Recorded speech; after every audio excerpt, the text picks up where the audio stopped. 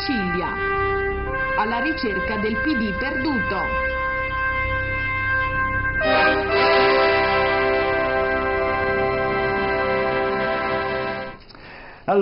Allora, elezioni siciliane, noi abbiamo provocatoriamente detto alla ricerca del PD perduto, Bisato.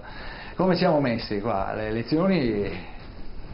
si sapeva da tempo, non è che sia una grande novità che in Sicilia non ci sarebbe stato un grande risultato da parte del centro-sinistra. Poi chi è più sofista sui numeri troverebbe giustificazioni anche sul 12%, perché poi se andiamo a vedere il voto dell'altra volta è praticamente simile.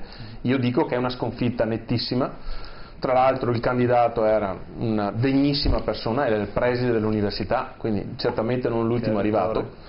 Anche qua significa che tante volte non è detto che serva solo ed esclusivamente la competenza, bisogna saper parlare anche al popolo in generale. Paghiamo le divisioni. Questo centro-sinistra che atavicamente no, ma riesce sempre a trovare il modo per dividersi. Questo è il vero dato di fondo. E in questo Stato, in Italia, a maggior ragione le divisioni poi le si paga a caro prezzo, ma altrettanto detto, adesso non per buttare la palla nell'altra mezza parte di campo, che certamente lì forse ci si aspettava qualcosa di diverso anche ad esempio dal Movimento 5 Stelle, che dovrà trarne delle conclusioni, perché erano dati per vincenti da mesi e mesi, poi la cosa nell'ultimo periodo ha cambiato segno. Io aspetto sempre il dato di fatto, poi mi pare una degna persona, Musumeci, con esperienza, e quindi che si metta a fare il bene della Sicilia. Ce n'è parecchio bisogno, insomma, direi. Certo. Luciani, invece il centrodestra è risuscitato, sì, ma è coalizzato non c'erano dubbi. Il dubbio era appunto con i 5 Stelle, perché era dato favorito, e quindi a quel punto di vista è chiaro che quando hai un favorito poi riuscire a vincere è sempre motivo, insomma, di soddisfazione, grande soddisfazione. Lì l'ingresso in campo ovviamente dei due leader, diciamo, del centrodestra, che sono ovviamente in primis Berlusconi e poi anche di Matteo Salvini, è chiaro che hanno fatto la differenza e evidentemente sono riusciti a coprire quel gap. Si è dato per morto e sepolto Berlusconi, e invece non è così. Berlusconi ancora oggi. A proposito, metto un po' di adrenalina, vedo che continuate a citare Lega Nord, ma in realtà dovreste togliere il Nord, perché adesso solo Lega, solo Lega. Mi scuso, ma era per dare un po' di verve alla serata. È vero questo, è vero. Possono anche togliere Nord, ma noi restiamo sempre della Liga Veneta. Quello non possono toglierlo. A proposito di Veneto, ieri è stata la giornata. Se posso dire due cose, visto che... Ma adesso arrivavo anche adesso arriviamo, perché ieri è stata la giornata di Matteo Renzi qua a Padova. Il collega Emiliano Schincaglia lo ha incontrato, lo ha bloccato, come sempre si fa in genere con i leader politici, e gli ha chiesto alcune cose. Sentiamo. Ci sono sempre contestazioni in alcune parti del Veneto. Penso che sia normale che qualcuno si organizzi per contestare, però la cosa divertente è quando gli vai in faccia e dici: scusa, ma qual è il tuo problema? Parliamone, entriamo nel merito delle discussioni. Allora io sono per stare in mezzo alla gente.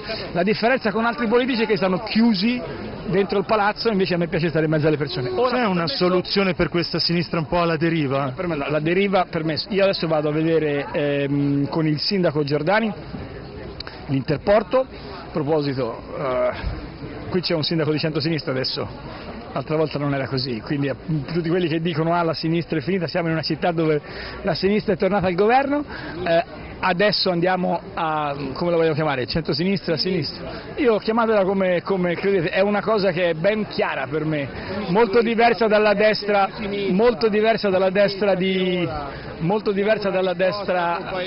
aspetta che risponda lui, poi rispondo anche a te, molto diversa dalla destra di Berlusconi e dal Movimento 5 Stelle di Beppe Grillo. Enrico, qua non si ricordava il nome, Grillo ha un po'... Allora, prima di tutto fa ridere che Renzi si voglia differenziare da Berlusconi nel momento in cui sotto sotto vorrebbe governarci insieme, e lo ha fatto per 3 anni. costruendo insieme con lui prima il patto del Nazareno e ora una legge elettorale vergognosa, di cui prima ha già detto abbastanza il professore. La seconda cosa che mi fa sorridere è pensare che si riconosca a Salvini e a Berlusconi un ruolo decisivo nella vittoria del centrodestra in Sicilia, quando noi abbiamo la prova provata che i voti rastrellati dagli impresentabili sono proprio quelli che hanno determinato la vittoria di Musumeci. Poi su questa cosa torno per un attimo.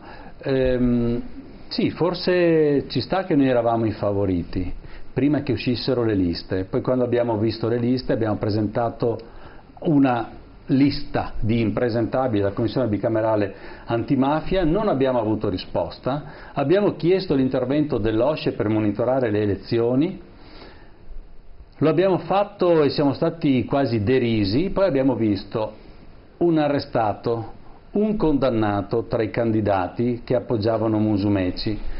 Abbiamo segnalato, guardate che in Sicilia chiudere i seggi alla sera e lasciare le urne lì per una notte e iniziare lo spoglio la mattina, che non si fa in altre parti d'Italia, è qualche cosa che la gente capisce molto chiaramente. Non c'è stato l'intervento dell'OSCE, anzi siamo stati ridicolizzati come se offendessimo i siciliani, ma l'OSCE è intervenuta a monitorare anche in Germania le elezioni. Dov'è il problema? Secondo voi quindi non c'è stato un voto quando c'è stato l'arresto limpido, diciamo. Scusate, la condanna di Ernesto Calogero, abbiamo detto e siamo a due, chi sarà il prossimo? Puntuale dopo il voto viene arrestato un altro esponente del Cateno De Luca. E un altro esponente del centrodestra. Allora a questo punto i conti si sono fatti, si è visto che il centrodestra ha vinto dove erano candidati proprio questi soggetti, che i voti che hanno rastrellato sono esattamente, forse anche qualcosa in più, quelli che sono stati decisivi per la vittoria di quella formazione. E io mi preoccupo adesso per i siciliani, perché forse qualcuno si è pentito, forse qualcuno ha dato credibilità a una formazione. I galantuomini, a parte che in Sicilia anche questo termine ha un significato equivoco, ha parlato anche di pentiti. I galantuomini non fanno alleanze con quei settori, con Rampollo della famiglia genovese, con persone che hanno 4 processi e 22 capi d'accusa, ma io mi stupisco di Micari del PD, che prima del voto aveva già promesso a Musumeci che se gli mancavano dei voti poi per avere la maggioranza nel Parlamento siciliano gli avrebbe dato una mano. Come dire, ma stiamo mettendo il prosciutto davanti agli occhi. Io sono preoccupato per i siciliani. E sono preoccupato perché questo consociativismo, questo andare a braccetto tra destra e sinistra, lo vedo anche nell'aver fatto la legge elettorale. Mi dispiace che la Lega si sia accorpata in questa grande combriccola e sono preoccupato per le elezioni italiane perché il risultato sarà che i cittadini non possono scegliere. Non possono scegliere le persone, non possono scegliere il programma e neanche il leader della coalizione, perché dopo Berlusconi anche Renzi ha detto vabbè, lo vedremo dopo. Allora lui dice che va in piazza e si confronta con le persone, ma intanto si è dileguato, ha tolto il suo nome dalla coalizione, non sarà lui il leader. E allora che credibilità ha? Certo, Ancona, cosa dice? Allora, dato la Sicilia è stato il preambolo, poi un test per poi il voto. La Sicilia è un continente a parte. La Sicilia è un territorio in cui lo Stato non ha il governo del territorio e quindi c'è una componente sempre difficile da interpretare, o non è semplicissimo, insomma, però certamente è un voto che presenta elementi di inquinamento e li ha sempre presentati. Si possono però trarre delle osservazioni. Allora, per esempio, non c'è dubbio che Renzi ha perso in Sicilia. Dico Renzi perché poi ci è andato poco, non ci ha messo tanto la faccia, pur avendo un candidato come Micari che meritava quantomeno di essere supportato in maniera da cadere bene, insomma, diciamo. E anche perché questa strana figura tra una ipotesi di riunificazione della sinistra, del centro-sinistra chiamiamolo, e il confondersi con Alfano, insomma, io lo considero un errore. Devo dire che io sono uno di quelli che quando Renzi è emerso avevo delle enormi speranze. Io sono un liberale storico. Aveva convinto, Perché pensavo che, guardando come un processo evolutivo nella politica italiana, pensavo, ecco, una persona nuova che può attivare dei meccanismi che poi a catena diventano in tanti altri partiti, cioè un movimento di cambio. E naturalmente dopo ho dovuto prendere atto che non è così per tante cose, e non c'è niente di peggio dell'amante tradito, no? Questa è la verità, per cui credo che Renzi purtroppo si porta addosso un senso di delusione dell'Italia che gli ha creduto, e sarà difficile che se lo tolga, ecco. Poi io avevo già espresso un'altra volta che eravamo stati qua parlando della legge elettorale, e avevo detto che per certi versi credo che i simili si cerchino, i simili si incontrino o si incontreranno, per cui io sono curioso di vedere come va a finire la votazione, perché nella mia previsione è che ci sono due simili veramente, che sono Berlusconi e Renzi, e quindi potrebbe nascere qualcosa di imprevisto. Se i cittadini non metteranno una pezza, io credo che poi si arriverà a questa cosa qua, anche perché poi Berlusconi in realtà certamente è furbo, perché adesso con la storia della Sicilia sta cuocendo un po' Salvini, perché è chiaro che Salvini non si è reso conto che per ogni voto che prendesse in Sicilia o in Campania ne perde 2 o 3 nel Veneto e in Lombardia, e quindi mentre Berlusconi queste cose le sa benissimo. Comunque vedremo. Professor Casen, cosa dice? Condivide questa analisi? Sicuramente è un assaggio delle prossime elezioni da cui trarre degli insegnamenti. Questi insegnamenti sono un centrodestra che è frantumato, però è una specie di mosaico, alla fine l'hanno messo insieme, ha preso la parvenza di un qualche cosa e si è creato questo potere in Sicilia che direi non è molto vantaggioso per gli siciliani, a mio avviso, poi vedremo, la storia ce lo racconterà. Quello che è importante è che la gente vada a votare, e in Sicilia non sono andati a votare perché solo il 50%, e questo dà il segno dell'effetto di un certo tipo di legge elettorale, perché scarta tutti gli indecisi, i dubbiosi, eccetera, va fuori, quindi il gioco si fa tra i miei simpatizzanti, i tuoi simpatizzanti e i simpatizzanti del terzo, e quindi ce la giochiamo tra noi. Non viene coinvolta l'intera popolazione viene coinvolta quando sa che può decidere, e sa che può decidere quando ci sono i referendum, e allora la gente va.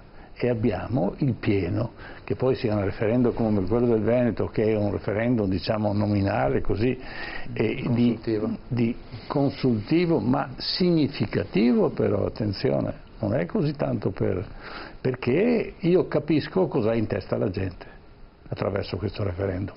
Poi quell'altro precedente, naturalmente indetto da Renzi, ha dato il segno totale di quello che pensa effettivamente la gente, e se gli dai la possibilità di scegliere e decidere, va a votare.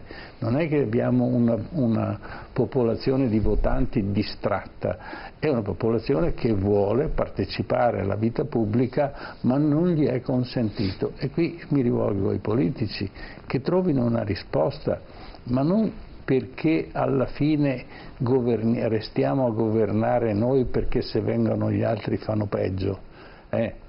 Ecco, Lutero insegna, Lutero era cristiano e ha dato del suo, poi la storia fu ribaltata da quelli che venivano dopo, ma in realtà se la Chiesa a quell'epoca avesse preso diciamo consapevolezza del valore che in quel momento Lutero andava predicando, avrebbe cambiato in meglio sicuramente. Vale anche per i partiti. Ci sono 5 Stelle, bene, vuol dire che c'è qualcuno che non è d'accordo, ma non sono quelli che né colpa di 5 Stelle né colpa di chi vota 5 Stelle, perché 5 Stelle è il prodotto, diciamo, algebrico di tutta la politica italiana degli ultimi 20 anni. Sentiamo anche cosa ha detto, commenti ce ne sono stati tanti ovviamente, cosa ha detto Di Maio dopo il voto, ascoltiamo. Berlusconi, né Salvini, né la Meloni, né Grasso, né Bersani o chi che sia. Il nostro interlocutore è colui che in questo momento, in questo Paese, non crede che si possano cambiare le cose ed è o indifferente o allo stesso tempo decide di non andare a votare. I nostri interlocutori sono i cittadini rassegnati.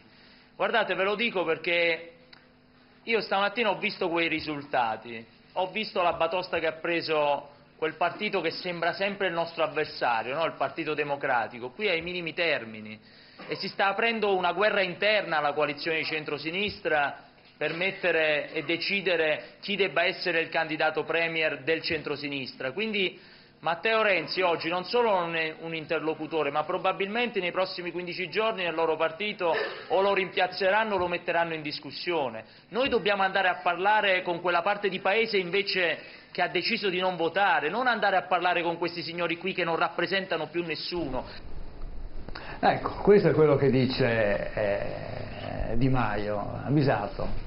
Cosa dice? A Di Maio andrebbe detto che un impegno va sempre evaso, quindi doveva fare un incontro pubblico televisivo con Renzi e non se la può cavare dicendo che hanno perso le elezioni e allora non è più l'interlocutore, perché la richiesta era partita da lui e quindi io penso che siano anche questi dei segnali che poi si danno ai cittadini. Internamente al Partito Democratico però ci si sta interrogando. Sì, ma si sta interrogando, ma perché non dovrebbe essere che bisogna interrogarsi? Io ritengo che Renzi sia ancora il miglior animale politico presente sulla scena, che ha 40 anni e che quindi può sicuramente determinare le sorti del Paese in meglio, per quanto posso proporre dal mio angolo visuale per i prossimi 20 anni. Non è detto che come dire, tutto si debba chiudere nel giro di qualche settimana. In fin dei conti, Di Maio dice in 15 giorni, nei prossimi 15-20 giorni. In fin dei conti il nostro continua ad essere un sistema parlamentare. Quindi è il Presidente della Repubblica che dà l'incarico a chi riesce a formare un governo e ad avere poi la fiducia nelle Camere.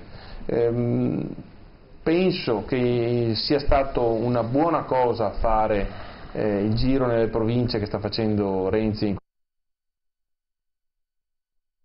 ancora in Veneto per le tappe di Vicenza e Verona, un ascolto che serve a capire in profondità il Veneto.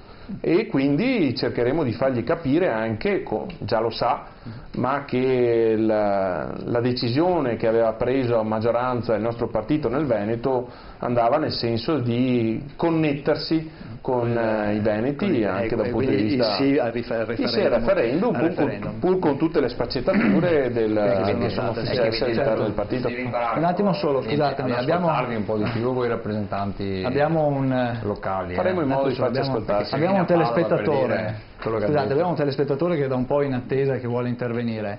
Buonasera signor Antonio, buonasera signor Antonio. Lei chiama da? Buonasera dottore, chiamo da Roma. Prego signor Antonio, da Roma. Sono un bel po' di tempo che non ci sentiamo. È vero. Saluto e saluto anche il professore Casen. Volevo intervenire su un punto della vostra discussione. Sì, la Sicilia, ho sentito dire, credo penso un po' da tutti, esplicitamente o meno esplicitamente, ma in particolare, ma lo cito soltanto perché me lo ricordo a memoria, il professore Ancona, se non mi ricordo si chiama così, ma in generale non è soltanto lui, è per fare un riferimento preciso, che la Sicilia sarebbe una situazione particolare. Beh, io, senza andare molto lontano, voi sapete tutta la situazione di Ostia. Certo. Ostia, vuol dire, ma per fare un esempio, perché poi Ostia è sempre più eclatante, ma ci sono pezzi di Roma, quartieri di Roma, io ho sentito per esempio in una zona di Roma, è inutile che la cito perché voi non la conoscete, approvare il gesto che ha fatto questa persona nei confronti del giornalista. Certo. E anche da voi purtroppo ci sono nel Veneto come in Lombardia, e questo ci sono anche pezzi di territorio che sono in mano alla criminalità. In Lombardia in particolare ci sono state inchieste, per esempio trasmesse da Report o da Presa Diretta, tanto per citare, mi scusi se cito la concorrenza, o comunque altre trasmissioni, ma in cui addirittura se tu andavi in certi quartieri, in certe cittadine milanesi, i giornalisti venivano postati e inseguiti e si chiedeva il perché stavano là da parte di fenomeni della presa. Quindi io mi permetto di dire, stiamo attenti diciamo, diceva Sciascia, diceva la teoria della palma, non so se il professore Casen la conosce, cioè diceva che all'epoca la palma diciamo, si estendeva secondo gli specialisti, diciamo, quelli che sono specialisti dell'ambiente, con l'aumento della desertificazione, allora si vede come le palme crescono a mano che la temperatura ecco, Sciascia diceva così, quindi bisogna stare un po' attenti a derubricare come un fenomeno particolare della Sicilia. Poi volevo dire una cosa al senatore, posso ancora, dottore, solo un secondo, al senatore sì. Edrizzi, poi così di 5 Stelle, se non mi ricordo male. Sì, è lui. La volta che ci ho parlato ha un carattere abbastanza focoso, molto una volta la domanda. Io vi avevo previsto che avrebbe vinto. Sì, senatore, ripeto meglio. Lei non si ricorda ovviamente perché partecipa a tante trasmissioni, tra cui anche questa. Una volta lei si è un po' risentito perché quando ci sono state le elezioni di Roma, prima, avevo previsto che la Raggi avrebbe vinto per il malcontento che c'era a Roma, e lei questa mia osservazione la interpretò male, quindi spero che non interpreti male anche questa mia osservazione. Sì, me lo dico, non si preoccupi, lo so che Antonio, venga la domanda. Sono sicuro che concludo dicendo che un punto che secondo me è critico, ma che ovviamente non potrò mai convincere, è il fatto delle alleanze, perché il professor Casen mi può insegnare in una repubblica parlamentare, che tuttora lo è, il problema delle alleanze per una forza si pone. Ora è chiaro, senatore, che non dico di allearsi con i mafiosi o con chi li rappresenta eccetera eccetera, però in Sicilia, faccio un esempio, siccome è una persona che io conosco, una persona come Fava, che non era, certamente va dietro D'Alema, Bersani eccetera eccetera, ma è una persona il cui padre è stato ammazzato dalla mafia, e le posso garantire, senatore, che è una persona tutta di un pezzo. Io dico, provate a fare una discussione, poi magari avevate ragione voi, scoprivate che dietro di lui c'erano sempre i soliti noti, però provate a fare una discussione con questa persona, ma questo non vale non solo a livello siciliano, ma a livello nazionale, perché se no, lo dico, senatore, chiarissimo. Ammiro molto le vostre battaglie sulla Costituzione, su tutto, però la democrazia è fatta così. Poi questo è il mio pensiero. Benissimo. Grazie, adesso la facciamo rispondere, adesso le diamo la risposta. Buonasera signor Antonio, grazie a lei. Ma mi limito, se mi permette, se ha pazienza, vorrei prima recuperare una cosa, perché altrimenti va perduta. C'è stato rimproverato di non avere aderito al confronto con Renzi.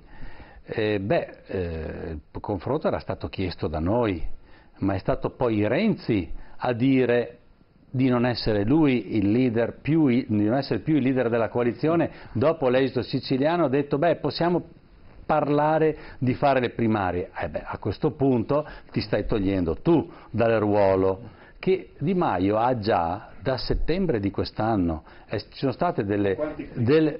Ma no, dai, per favore, non mi mettere sulla cosa, perché le persone elette col click, come me, sono quelle che si sono tagliate lo stipendio senza una legge che lo imponesse, che hanno restituito, anzi respinto, per lasciare agli italiani 42 milioni di euro di finanziamenti pubblici che voi intascate, facendovi anche la sanatoria a bocca d'utri per non dover presentare qualche rimborsetto non manca, per non dover presentare i rendiconti. Gente non gliene frega niente. Allora a questo punto siamo quelli che stiamo proponendo delle soluzioni per il Paese, ne abbiamo parlato prima delle banche, una riforma del sistema bancario, una riforma della formazione, della ricerca, l'investimento per le piccole imprese, insomma io credo che dobbiamo anche non offendere i cittadini, perché non si può dire che si vota. Io ho il massimo rispetto. Bene, allora concludo il ragionamento. È stato Renzi che si è tolto di mezzo, il quale Renzi il 2 dicembre del 2016 diceva che non voleva confrontarsi con Di Maio perché avrebbe voluto parlare con chi conta veramente nel Movimento 5 Stelle. Allora oggi nel Movimento 5 Stelle Di Maio è stato investito del ruolo di candidato premier ed è pienamente titolare di questa funzione. Renzi non lo è, si è tolto di mezzo lui. Detto questo, per rispondere all'ascoltatore, noi di fronte a una politica consociativa che ha votato in maniera trasversale e anche l'area di riferimento di Fava lo ha fatto, cose che non potevamo accettare per il Paese, una politica che ormai non distingue più idea, ideale, ma si presenta semplicemente alle elezioni per conquistare il potere, non per governare. E noi abbiamo un progetto coerente, siamo l'unica forza che ha un progetto realizzato in rete insieme con i cittadini, un candidato premier scelto direttamente dai cittadini e ci presenteremo con una squadra di governo prima delle elezioni. Allora noi stiamo offrendo trasparenza e possibilità di scegliere. I cittadini col loro voto, io credo, proprio per quello che si era detto prima, un voto guadagnato in Sicilia dalla Lega Nord saranno 2 persi al Sud, è perché la coperta è corta e la coperta è corta anche sul piano delle alleanze. Noi preferiamo mantenere questa integrità, compattezza e quella forza che un domani che saremo premiati dal voto ci permetterà veramente di fare quelle cose. Sì, però al momento perdete 2 voti per un voto, al di là di quello, dico, ma se vai al governo, ipotesi, no? Vi chiamano e dico fate il governo. La Lega magari si fa avanti, si è fatta più volte questa ipotesi dove magari potrebbe essere che Salvini si avvicini un po' alla linea. Cioè, la politica è anche l'arte della mediazione, cioè è anche un qualcosa che va al di là dei numeri specifici. Beh, ma abbiamo risposto su questo. Che già oggi vi hanno detto che 2 cazzotti, uno a voi e uno a sinistra. Un sacco di pedate. Allora, voglio dire, c'era un... Cioè è possibile che faccia un esempio su tutto sulla politica. Ci sono i rappresentanti del Sud Tirol Volksparteien che secondo chi vince il governo loro lo appoggiano. Sapete che è così? Sono i double face. Sono i numeri 1 al mondo secondo me in politica, perché loro dicono io ti do l'appoggio, tu mi dai questo.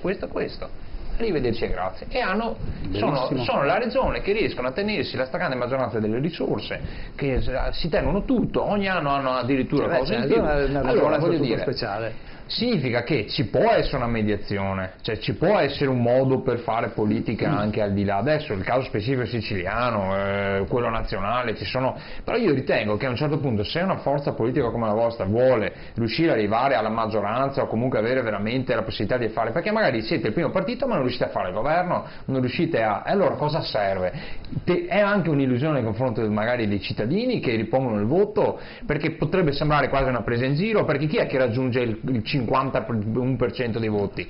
Cioè, solo Luca Zaia ci è riuscito in Veneto, voglio dire, perché finché Renzi viene qui a dirci che i veneti non avranno mai l'autonomia, che se la sognano, che non esiste, è chiaro che poi torna qua con la coda in mezzo alle gambe a Padova e scappa dall'uscita laterale. Però voglio dire, secondo me questo è il passaggio che manca un pochettino al 5 Stelle. Sentiamo anche ancora, non è che devo dare consigli io, per carità, però voglio dire, dopo torniamo. Sono diventata una dittatura della democrazia, che è una cosa diversa, capito? Diciamo da amante della politica non impegnato, io devo dire che è ovvio che oggi Berlusconi deve dire che insieme con Salvini e con la Meloni punta a avere il 40% a governare tutto il paese. Certo. È ovvio che 5 Stelle deve dire io con questa cervaglia non mi metto. Meno ovvio è, ma più che altro non si capisce ancora cosa farà Renzi e il PD, però adesso dovranno fare delle riunioni, prenderanno delle decisioni, non saranno decisioni stupide di sicuro. Si va verso le elezioni, siamo già in campagna elettorale, quindi io appunto da esterno alla politica posso permettermi di fare come prima una previsione che può essere una battuta. Certo che se un domani dovesse esserci una situazione obiettiva per cui il Movimento 5 Stelle titolari di un grosso pacchetto di voti e la Lega di Salvini titolari di un altro grosso pacchetto di voti, di fronte a un impasse nell'ambito del Parlamento trovassero la maniera di dire su punto 1, 2, 3, 4 e 5 noi siamo d'accordo su questa cosa qua, facciamo un governo di scopo per questa cosa qua, potrebbero anche farlo, ma non pretendiamo che lo dicano adesso. Quindi si dimostra che Salvini è un po' crudo della politica, perché oggi tutto poteva fare, già l'ho detto prima, sta andando a perdere voti da una parte, per giunta si fa dire di no da Grillo, che faccia quello che ha fatto finora, che ha tirato su la Lega andando a girare e toccando le corde che molti cittadini sentivano, no? Però sì, bisogna avere coscienza dei propri limiti, quindi devo dire che passando a livello della politica nazionale deve ancora masticarne un poco, quindi è meglio che faccia, diciamo quello che ha fatto è ancora un po' adesso. Immaturo. Sono valutazioni ovviamente che un attimo solo, dobbiamo andare in pubblicità, torniamo subito e dopo facciamo un altro giro sulla politica, tra poco.